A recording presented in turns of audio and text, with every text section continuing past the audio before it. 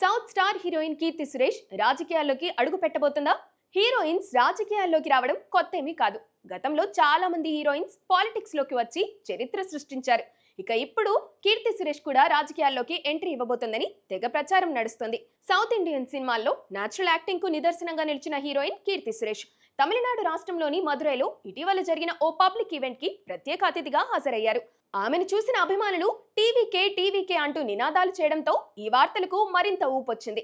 TVK అంటే తలపతి విజయ్ స్థాపించిన రాజకీయ పార్టీ తమిళక వేట్రి కళిగం. అభిమానులు కీర్తిని చూసిన వెంటనే టీవీకే అంటూ నినాదాలు చేశారు. మరోవైపు ఆమె విజయ్ అభిమానిగా పలుమార్లు తన ప్రేమను వ్యక్తం చేయడం చూశాం.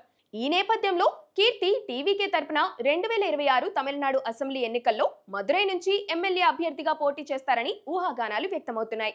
కీర్తి సురేష్, విజయ్ ఇద్దరూ కలిసి సర్కార్, భైరవ వంటి చిత్రాల్లో నటించారు. అప్పట్లో వీరి మధ్య ప్రేమ ఉందంటూ పుకార్లు కూడా వచ్చాయి. కానీ కీర్తి తన చిన్ననాటి స్నేహితుడు ఆంటోనీని పెళ్లి చేసుకుని వ్యక్తిగత జీవితంలో కొత్త అధ్యయనాన్ని మొదలుపెట్టారు. పెళ్లి తర్వాత ఈ రూమర్స్ కు చెక్ పెట్టినప్పటికీ విజయ్ రాజకీయ ఎంట్రీ నేపథ్యంలో మళ్లీ ఈ జంటపై చర్చలు మొదలయ్యాయి. కీర్తి సురేష్ ఈ మధ్య కాలంలో సినిమాలకు కొంత బ్రేక్ ఇచ్చినట్లుగా కనిపిస్తుంది. ఈ మధ్య ఆమె చేసిన ఉప్పు కప్పు రంబు ఓటీటీలో విడుదలై మంచి రెస్పాన్స్ అందుకుంది. అయితే కీర్తి తన భర్త వ్యాపారాల్లో భాగస్వామిగా ఉండేందుకు సినిమాలు తగ్గిస్తుందనే వార్తలు ప్రచారంలో ఉన్నాయి. ఇలాంటి తరుణంలో రాజకీయాల్లోకి అడుగు పెడుతుందంటూ కొత్త ప్రచారం ఊపందుకుంది.